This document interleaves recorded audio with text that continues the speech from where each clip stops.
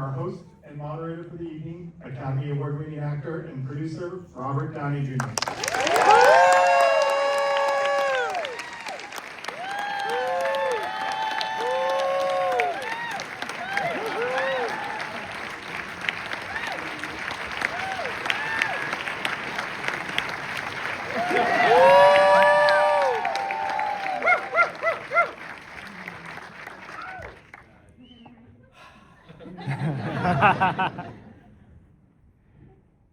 How awesome is that movie? Mr. Chalamet, would you mind coming out and discussing with us for a minute?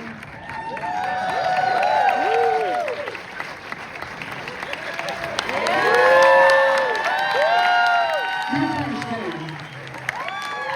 because that's what we call absolutely masterful.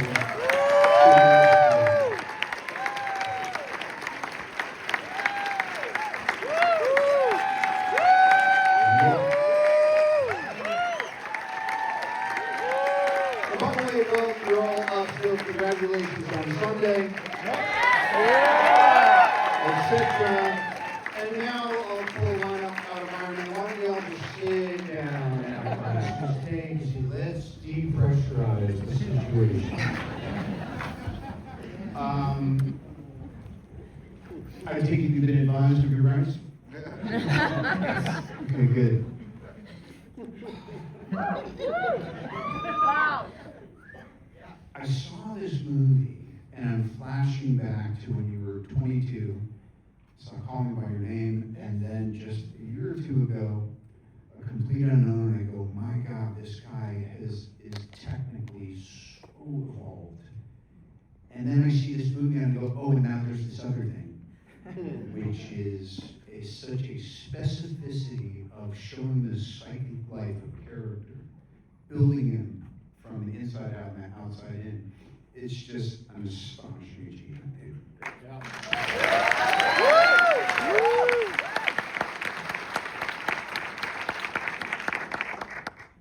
What is this period of time like? And I know backstage you're telling me it's kind of exhausting, but I know that that's expectable. But what is just being at this point in this journey like?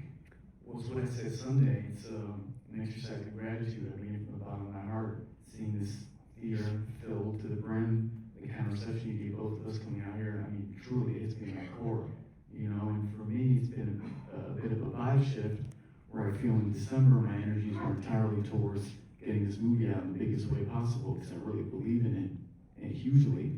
And I'm so satisfied everyone here has seen it now because I think now you guys hopefully know what I was talking about.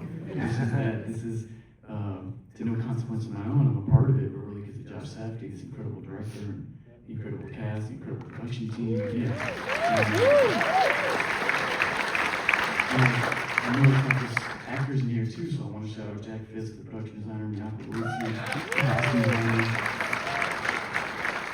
And the effort here was sincere in the sense that there's no ulterior motive here. It was like a bunch of hungry artists coming together and giving it their all.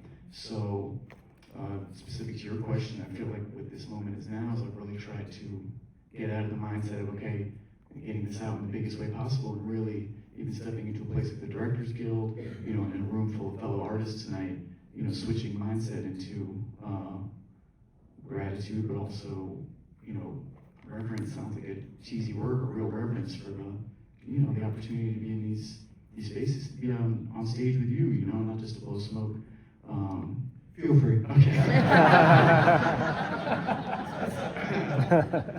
Well, in that case, you know, opposite someone whose career I look up to hugely, you know, and we basically met on FaceTime a couple of days ago. Dude, here's the thing. I saw this movie, I was like, fuck, man, he's really doing it. This is mind-blowing. And also just because it's just such a great film, you know? Any one of us can say, you know, the worst review you ever want to get is, he's the best thing in the movie. It's that you're so exceptionally good in the film. I mean, this is a real piece of art. And I think that nowadays that's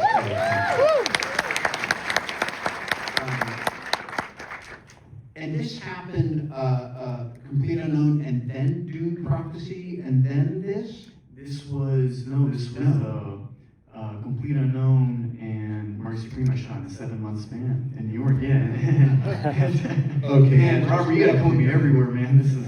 In a way, it's kind of interesting, right? Because there's this seamless thing where I feel like as far as, and I remember when I was about your age and I kind of just got bathed in this need to become technically proficient across the board in arguably a much more well-known face, I mean, just culturally or generationally than I had even doing Chaplin. And that's like one level of stuff, right?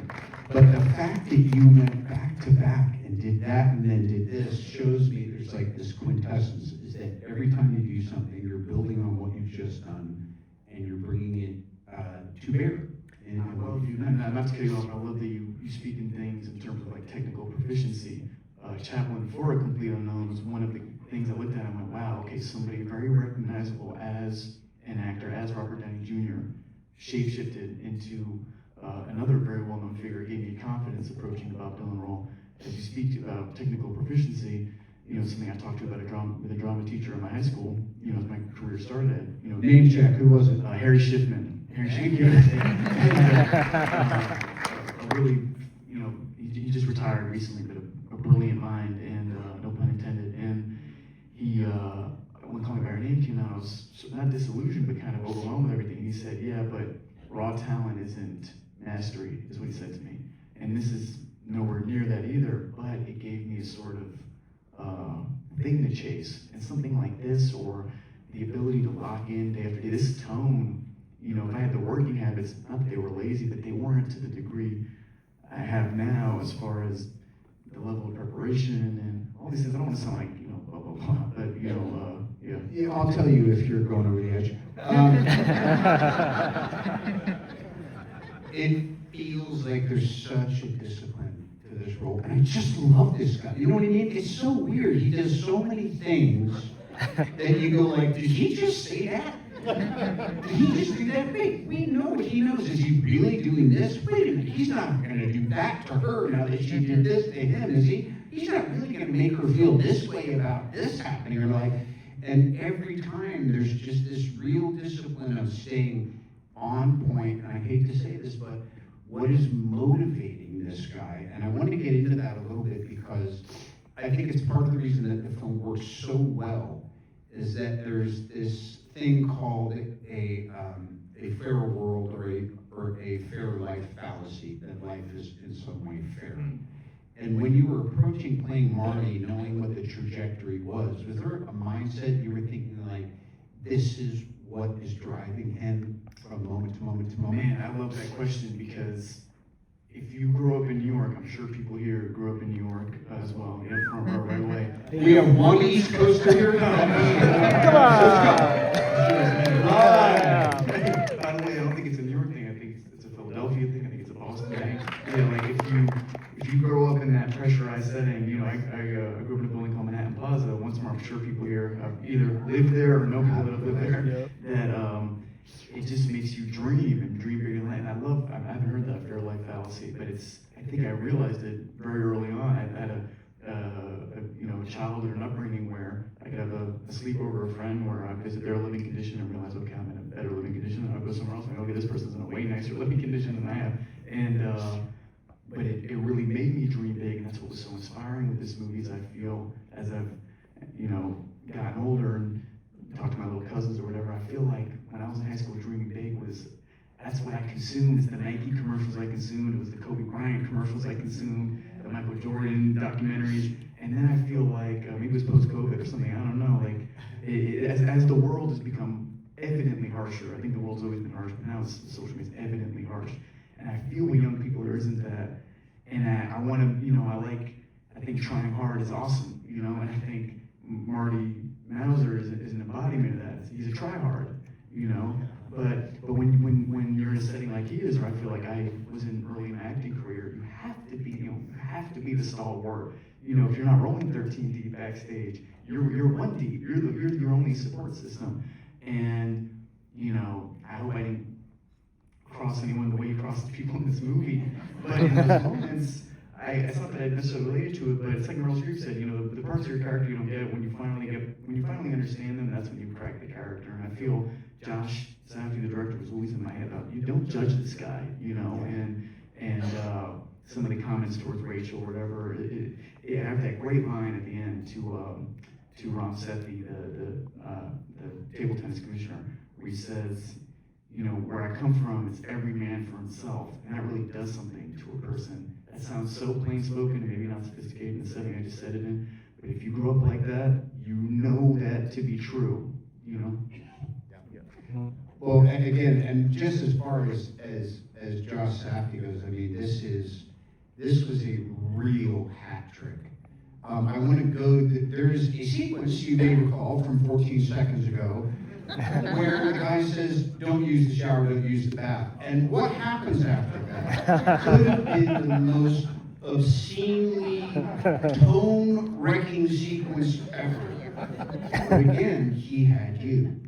And the tug falls through on the dog, breaking his arm, this and that, and you made us buy it. I appreciate. I think Josh nailed that, though. I will take Okay. it. I'll take it from you. No, but I mean, Just talk about that sequence a little no, but bit. even that is, I thought. I remember reading that, thinking, man, with any other project that might be the thing. What is this? You know, like what is the? This doesn't link to any, you know, thematically, but Josh is just a master. I also think those are the things that excite him the most in filming, and you know, then I'm there, you know, naked with the appropriate, I don't know, I only know the dirty way of saying it, the cocksock, I don't know how to say it. And you know, the water's wet, you're in the bathtub. And then, That must have been a ball to shoot. A ball to shoot. No pun intended. Two. Just to be clear. Oh boy, this is bring it back on the rails, Rob. It's going great, buddy. Okay, all right. That was like, you know, Josh was so excitable that day and loving it, and you know, we're in the bathtub, it's practical, there's water, and I look up and there's, you know, lights that are hanging off our rig base, and I pulled Josh aside. I was like, man, this has been properly, you know, done, right? It's not gonna collapse in the water.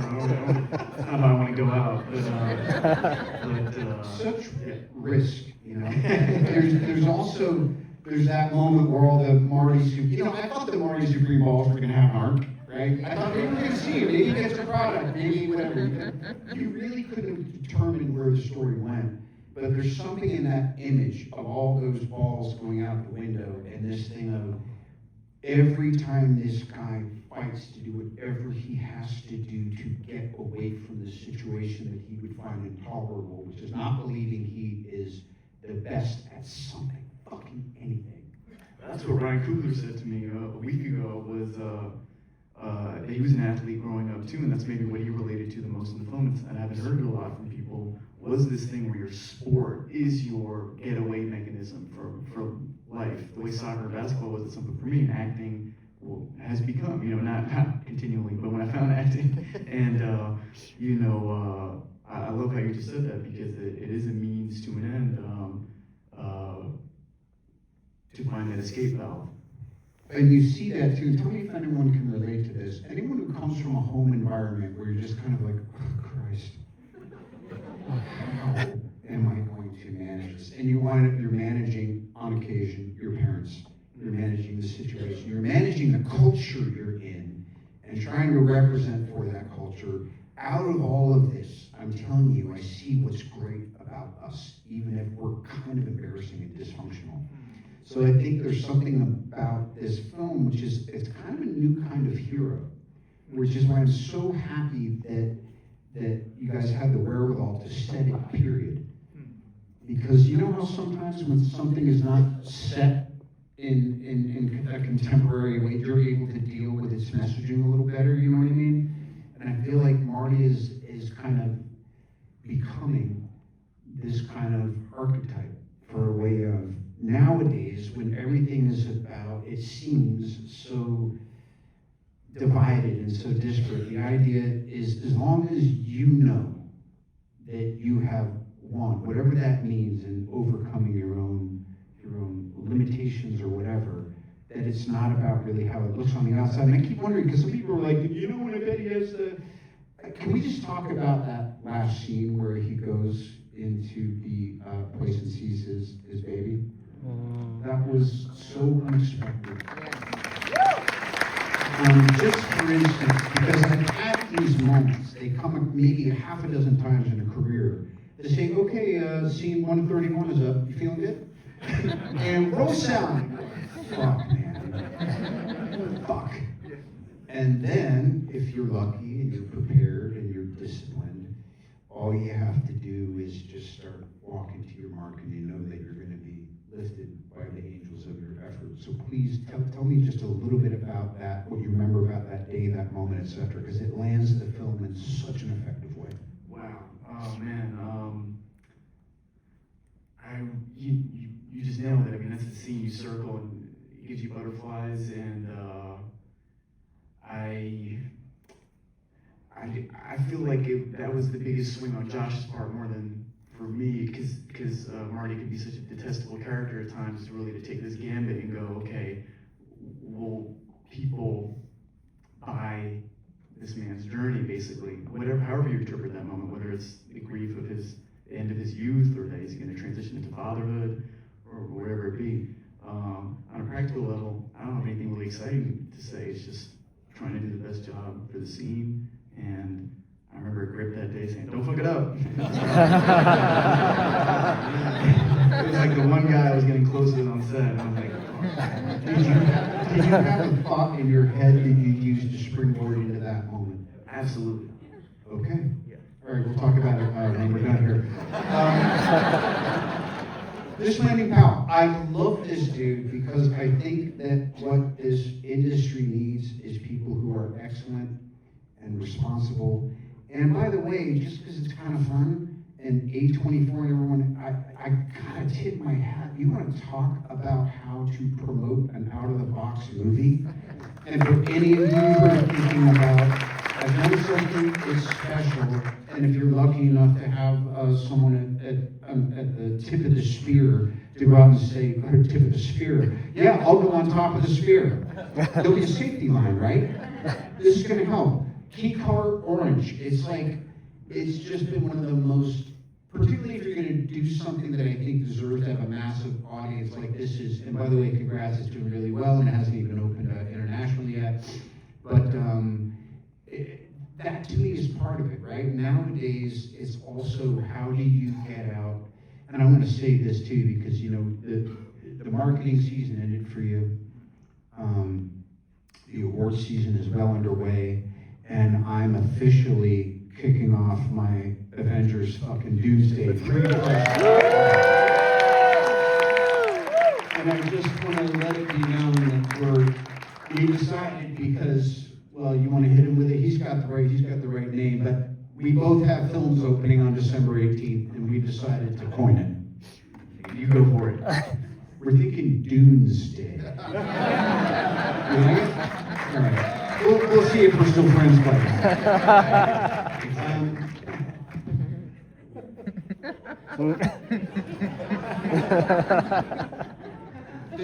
The supporting cast is so exceptional, and I think the way that Josh casts, and also just the way you hosted it for everybody, because you're really attentive and you're really on the right frequency with everybody. But I think a lot of people have been getting shine, they all know who they are, but Abel Ferrara is a terrifying, odd guy, and the fact that he's kind of slumming it and smelly, but he's got a bag of money, and then he's got a knife in his hand, it's kind of like, those scenes, because, you know, totally there's quite a few shifts, but when there is this sticky menace of the thing that you know is now putting you and those that are in your proximity right at death's door.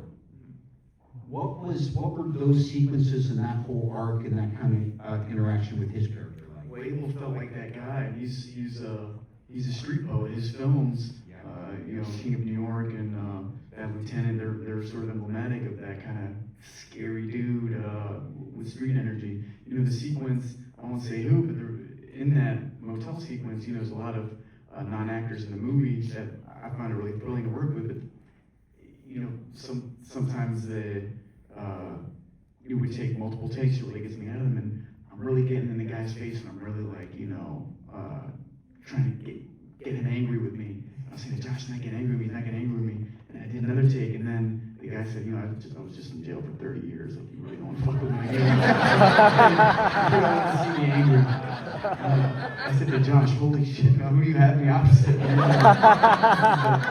Because I was really trying to get under his skin. But that was in that sequence with Abel. But it was that's a joy, to be so live wire with the acting. Luke Manley, who plays Dion in the movie. Yes. He's a huge Knicks fan in New York. He got cast off of a Luke fan right here. Yeah. It's kind of a Knicks fan video, and it's all the New York energy in this movie, the kind of New York faces. It feels like Howard Johnson's or something in the 60s or 70s. It was a dream. Also just for my New York family to go. This is the most you and most your upbringing that we've ever seen. Paltrow told me when she met, she was like, "Oh my God, I didn't know he had bad skin." I was like, "It's freaking makeup." Everybody did their job across the boards. Where this, to me, this is a decade-defining film, and I think it is a generation-defining performance. Wow.